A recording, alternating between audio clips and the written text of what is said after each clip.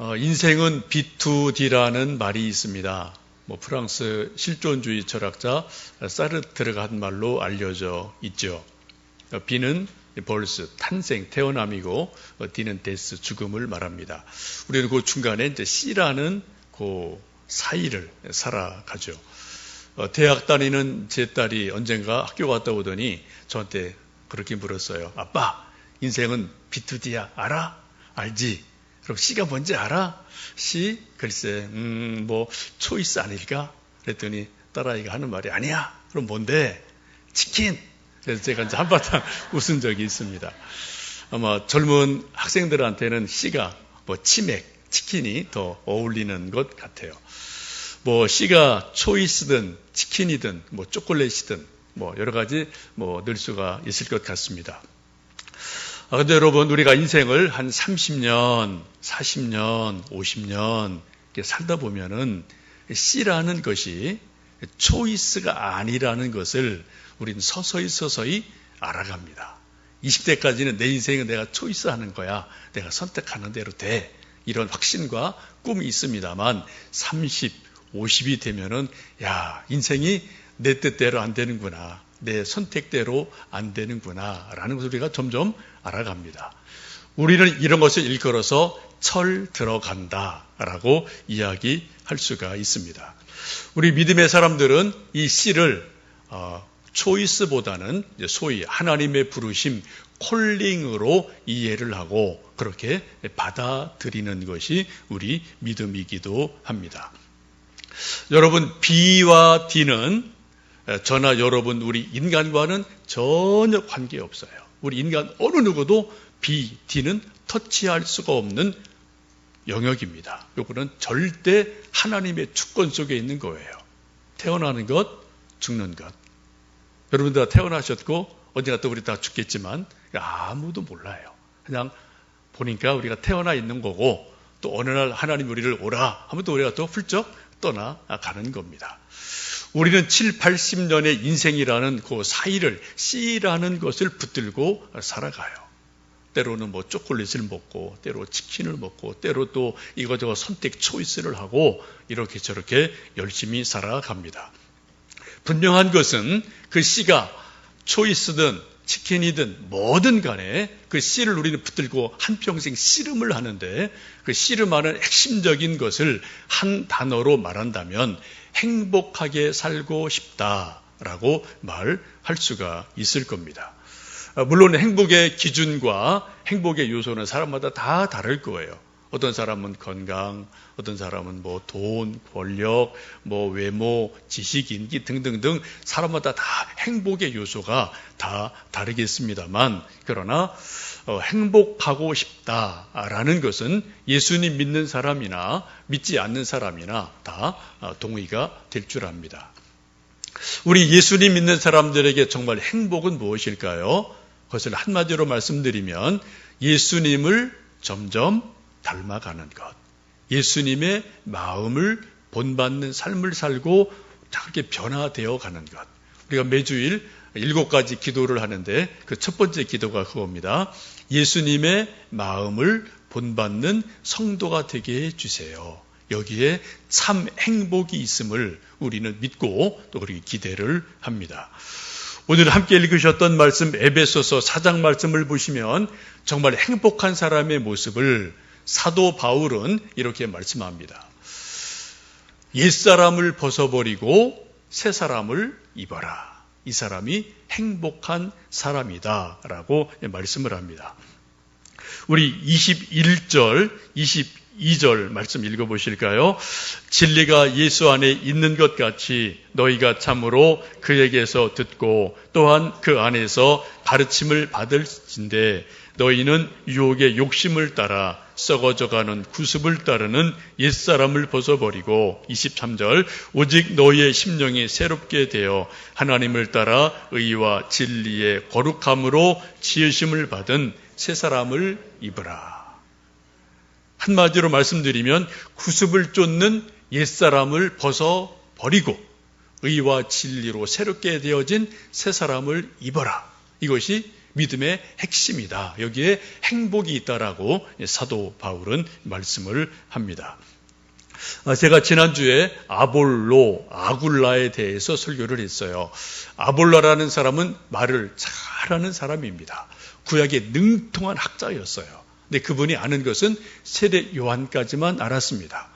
에베소에서 회당에서 설교할 때 밑에 앉아서 듣고 있던 아굴라라는 사람이 아볼로의 설교를 듣다가 저분이 예수님을 잘 모르는구나 캐치가 됐어요. 그래서 예배가 끝나고 자기 집으로 초대를 해서 이 대학자인 아볼로에게 천막을 지어파는 아굴라라는 사람이 성경을 더 정확하게 가르쳐 줬다라는 것이 우리가 지난주 제가 설교드렸던 설교 사도행전의 말씀입니다. 그때 제가 그 본문을 소위 큐티라는 관점에서 말씀을 드렸어요.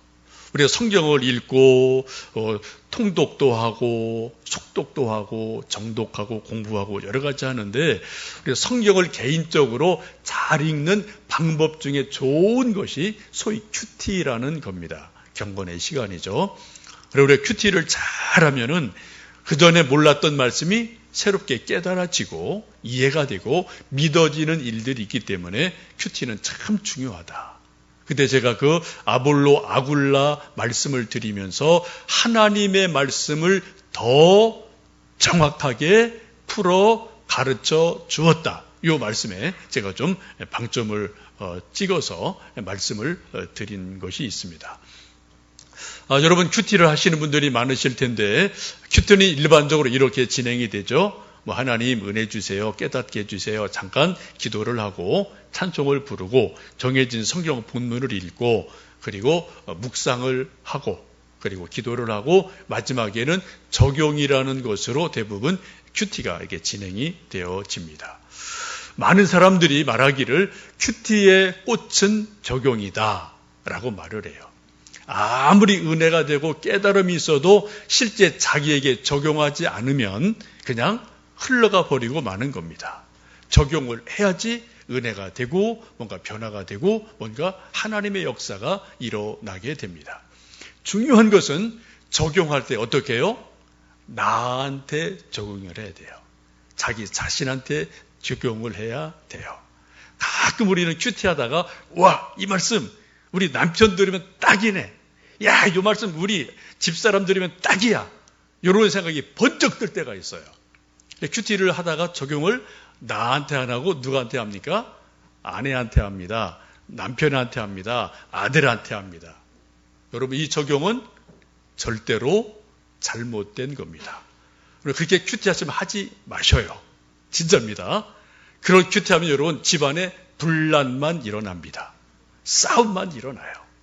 여러분 큐티는 기본적으로 다른 사람 적용시키는 거 아닙니다. 누구요? 내가 하나님 말씀 앞에서 내가 깨닫고 내가 은혜 받고 내가 변하는 게 큐티의 기본이에요.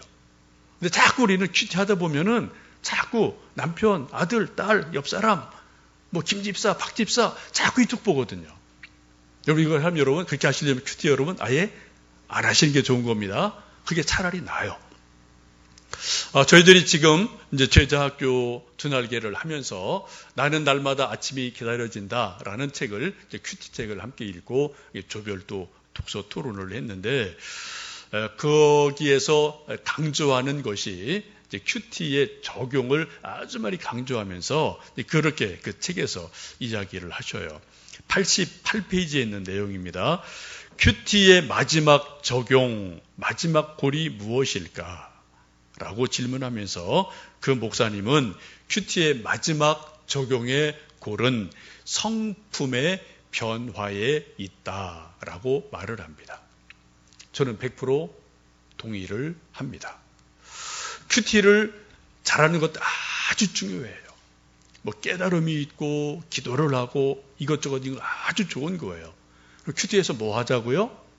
큐티를 잘해서 나한테 적용해서 내 성품이 변화되어지는 것. 예수님의 마음을 본받는 사람으로 자꾸 성숙해 가는 것. 성화되어 가는 것. 이것이 바로 큐티의 최종 목표다.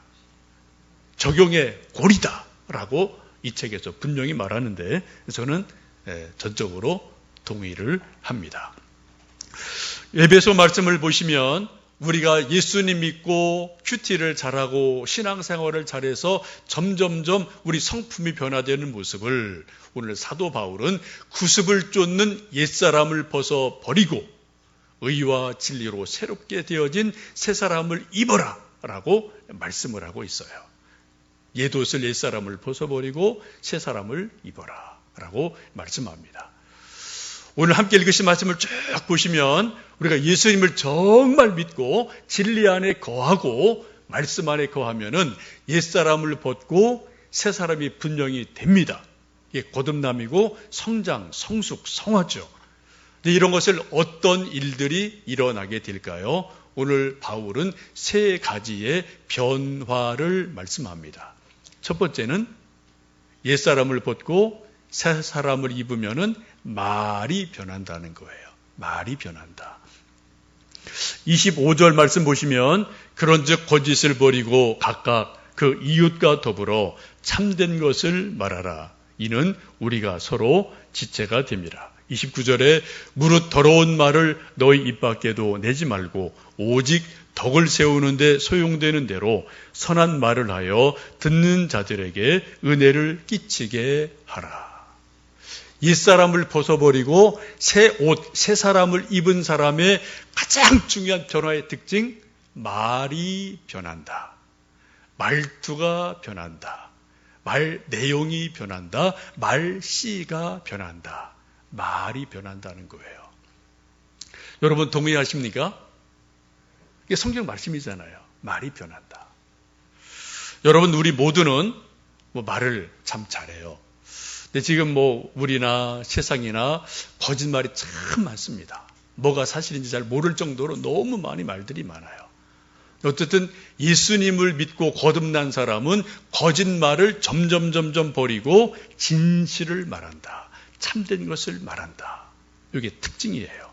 또 하나 특징은 더러운 말은 입 밖에 내지도 않고 오직 덕을 세우는 말, 선한 말, 악한 말이 아니라 선한 말, 은혜를 끼치는 말을 한다라고 성경은 분명하게 말씀하고 있습니다. 여러분 말 잘한다는 게 뭘까요? 말 잘한다. 저 사람 참 말 잘해. 그때 우리는 흔히 두 가지를 말하죠. 논리적인 것, 논리 정연할 때 참 저 사람 말 잘해. 논리가 정연해. 하고 또 청산유수, 막히는 게 없어요. 줄줄줄 10분, 1시간 쭉 말을 할 때 그런 사람 보고 야 정말 청산유수 같아 라고 우리가 말 잘한다고 인정을 합니다. 그런데 성경은 예수님께서는 그런 사람을 말 잘한다고 이야기하지를 않습니다. 어떤 말을 잘한다고 말씀하세요? 덕을 세우는 말, 선한 말, 은혜를 끼치는 말, 좀 논리가 부족해도 말이 좀 어수룩해도 자기가 말할 때, 우리가 말할 때 그 사람이 덕을 세운다. 선한 영향력이 일어난다. 은혜가 일어난다. 이런 말을 성경은 그 사람 참 말 잘한다 라고 말한다는 거예요.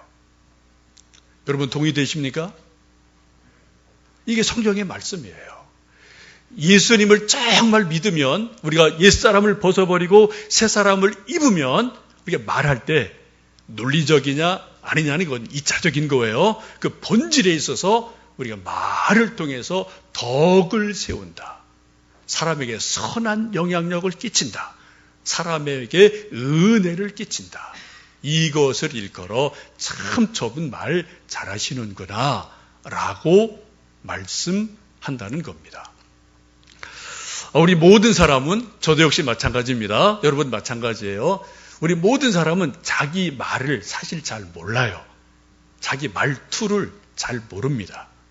어떤 사람은 말만 하면은 부정적인 말하는 사람이 있어요. 좀 빼딱하게 말하는 분들이 있어요. 똑같은 말은 이렇게 직선을 안 해가지고 약간 빼딱한 분들이 있어요. 근데 본인이 이걸 몰라요. 왜? 수십 년 그렇게 말했으니까 그렇게 그냥 그게 당연한 거예요. 근데 옆에 있는 사람이 가끔 들을 때, 좀 말이 좀 삐딱하네. 좀 말이 조금 말투가 좀 말씨가 이상하네. 느낄 때가 있지 않습니까? 그리고 집에서, 회사에서, 교회에서 그렇게 느낄 때가 있잖아요. 근데 참 이게 좀 어려워요.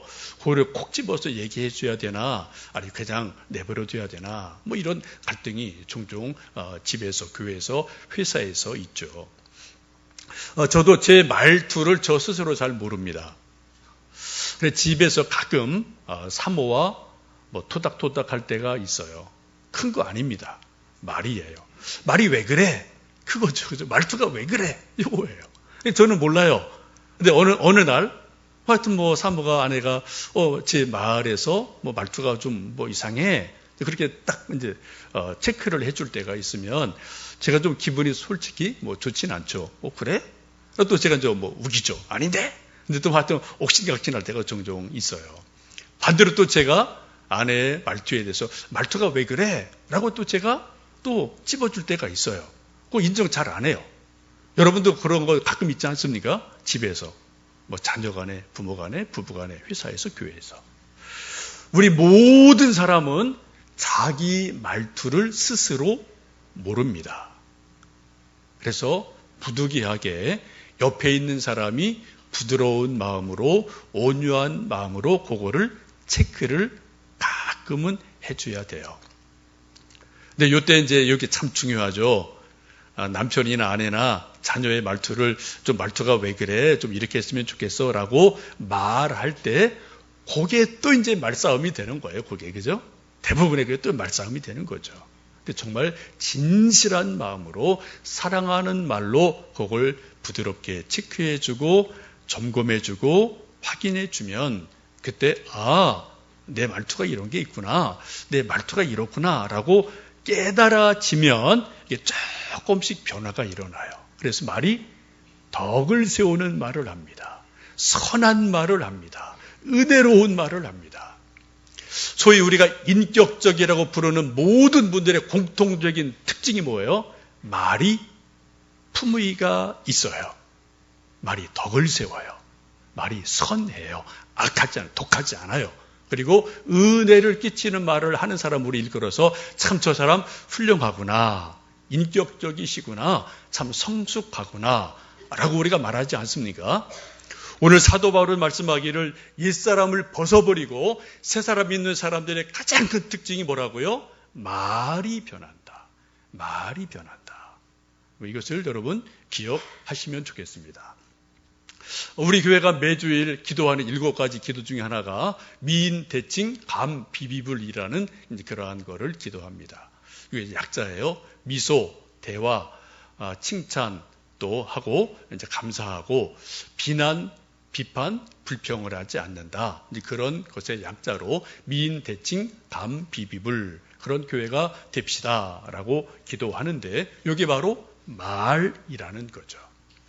우리 가정이 웃고 행복할 수 있는 첫 번째 요소는 말에 있습니다.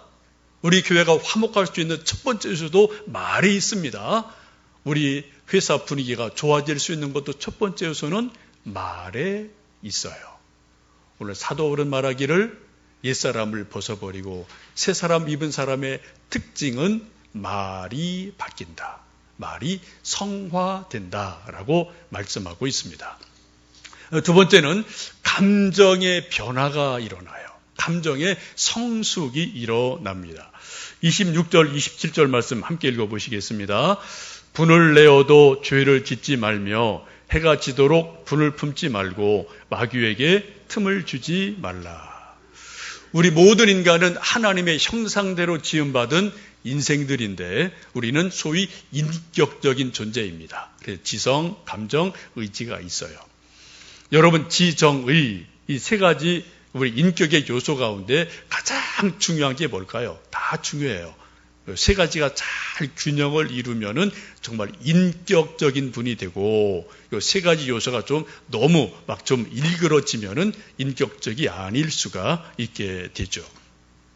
우리 지정의 가운데 다 중요합니다만 제가 볼 때 우리 일상생활에서 가장 직접적이고 중요한 영향을 주는 것은 감정의 문제입니다.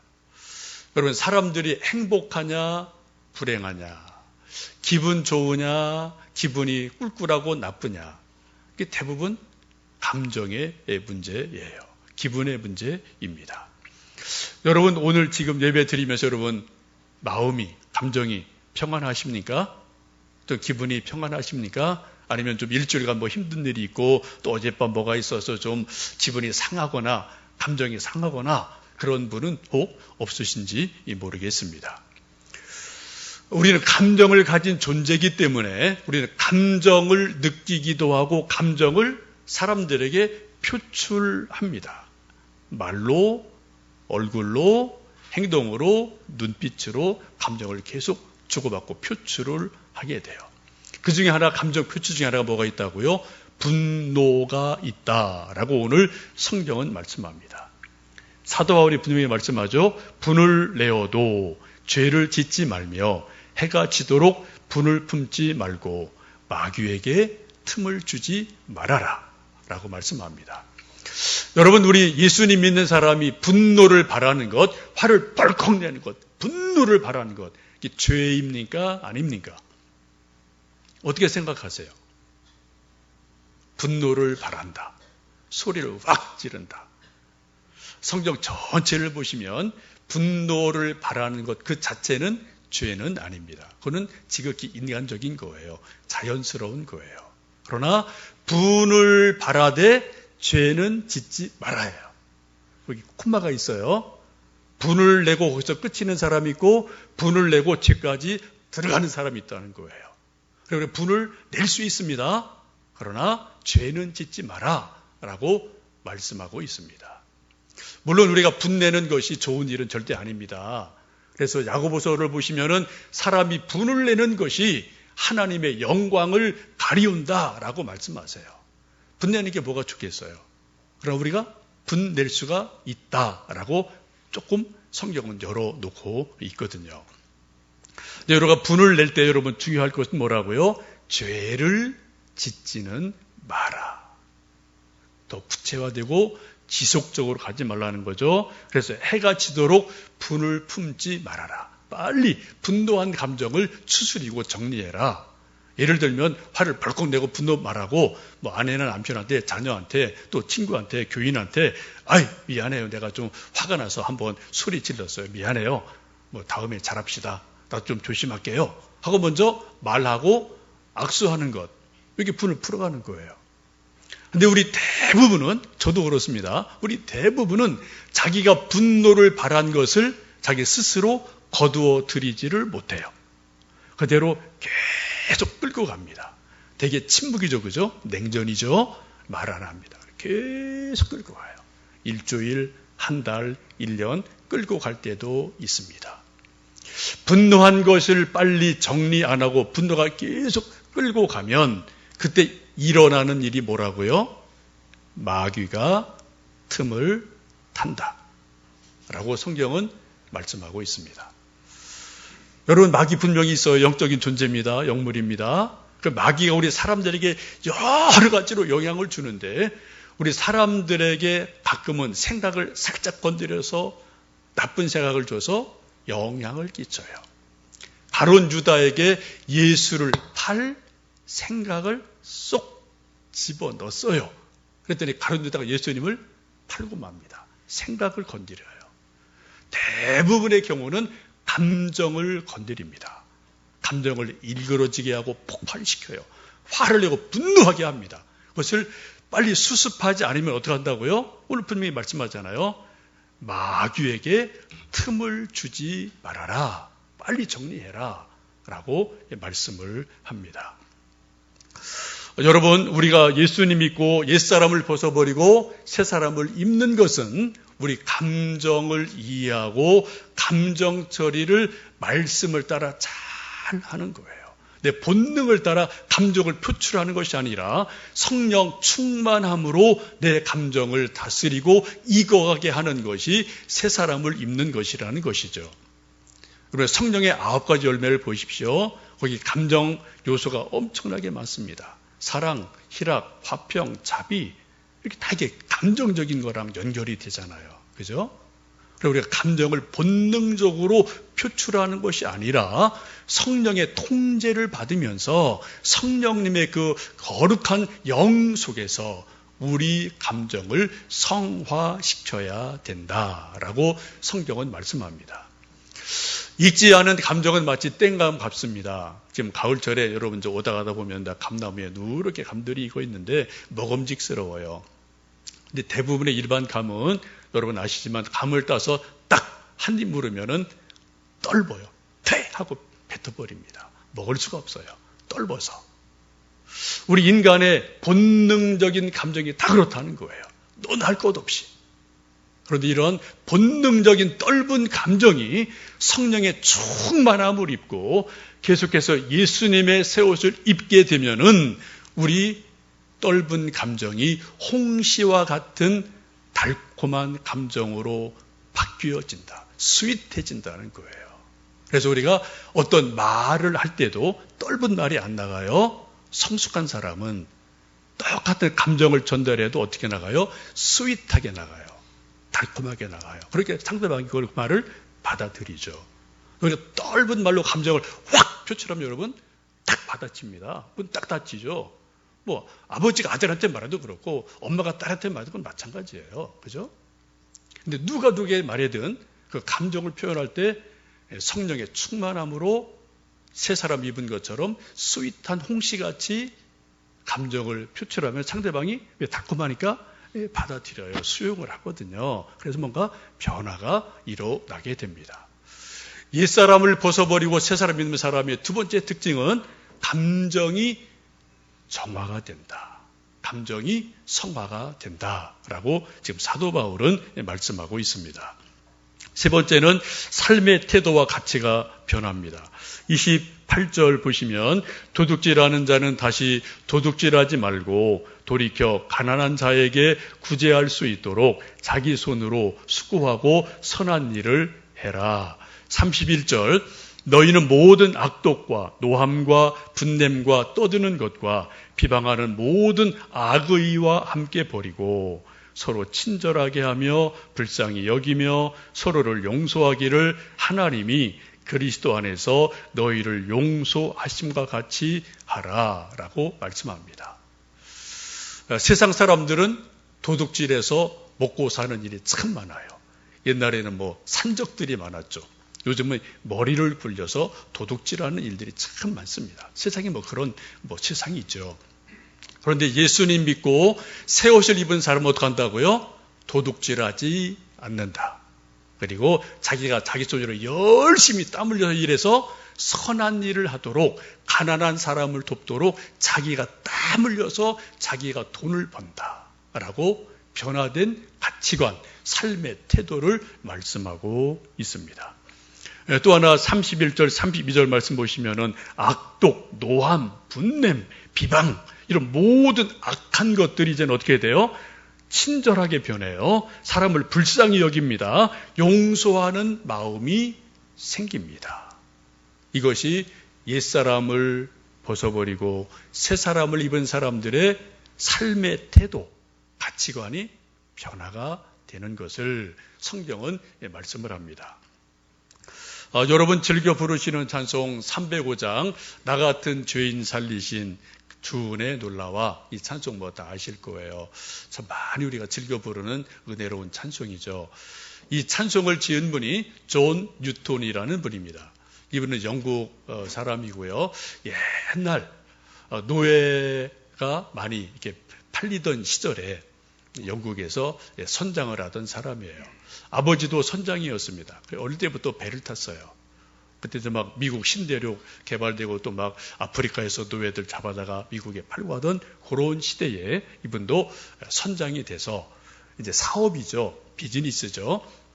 아프리카에 가서 예를 들면 10,000원에 건강한 흑인 청년들을 사서 또 미국 싣고 가서 100만 원에 팔고 이런 일이 옛날 한 시대에 아주 많이 있지 않았습니까? 이 일을 했던 사람이에요. 돈을 많이 벌었습니다. 비즈니스가 잘 됐어요. 그런데 어느 날 이제 노예들을 풀어놓고 다시 돌아오는 중에 폭풍을 만납니다. 배가 파손을 합니다. 4주 동안 바다 가운데서 생사를 모를 어려운 시간을 지내게 돼요. 기본적으로 이때 다 예수님이 있던 시대죠. 영국이라는 사회가 이 사람이 그 바다 한가운데서 하나님 나 좀 살려주세요 라고 정말 절절하게 기도를 하고 한 4주가 지난 다음에 극적으로 구출이 됩니다. 여기 사람이 그때 하나님께 드린 기도 은혜를 깨달으면서 사람이 바뀌어요. 그리고 노예 선장의 일을 그만두고 그리고 새로운 삶을 시작합니다. 나중에는 목사가 됩니다. 그리고 그분이 자기의 지나갔던 세월 속에서 지었던 죄들을 회개하면서 지은 찬송 중에 하나가 나 같은 죄인 살리신 그 은혜 놀라와 라는 찬송을 짓습니다. 우리가 또 잘 아는 시온성과 같은 교회라는 찬송도 이분이 지은 찬송이죠. 여러분 참 놀랍지 않습니까? 사업이 잘 되던 사람이 어떤 고난을 당하고 나서 예수님의 옷을 덧 입으니까 옛 가치가 변하고 삶의 태도가 바뀌어요. 옛날에 흑인이 그냥 돈입니다. 물건입니다. 불쌍히 여길 것 아무것도 없죠. 그런데 예수님을 만나고 새 사람을 입으니까 그들이 불쌍한 거예요. 긍휼히 여기는 마음이 생기는 겁니다. 근데 그 일을 계속할 수가 없는 거죠. 그래서 끊어버리고 다시 새로운 길을 찾아가서 하나님의 사람으로 세워지는 역사가 있습니다. 하나님의 말씀은 살아있고 운동력이 있습니다. 지금도 우리에게 하나님은 성경을 통해 말씀하시고 큐티할 때, 성경 읽을 때, 성경 공부할 때, 혹은 설교하고 설교를 들을 때 우리에게 하나님의 말씀이 들려질 때가 있어요. 여러분, 우리가 정말 예수님 닮은 하나님의 사람이 되기 위해서는 다른 방법이 없어요. 다른 길이 없습니다. 하나님 말씀 앞에 서셔야 돼요. 특별히 우리 현대말로 말할 때 큐티를 하셔야 됩니다. 그리고 그 큐티 가운데서 내게 주시는 한 말씀을 듣고 깨닫고 그것을 나에게 적용할 때 조금이라도 성장하고 변화가 일어나고 자꾸 옛 옷을 벗어버리고 새 옷을 입는 그런 놀라운 은혜가 있게 될 줄로 믿습니다.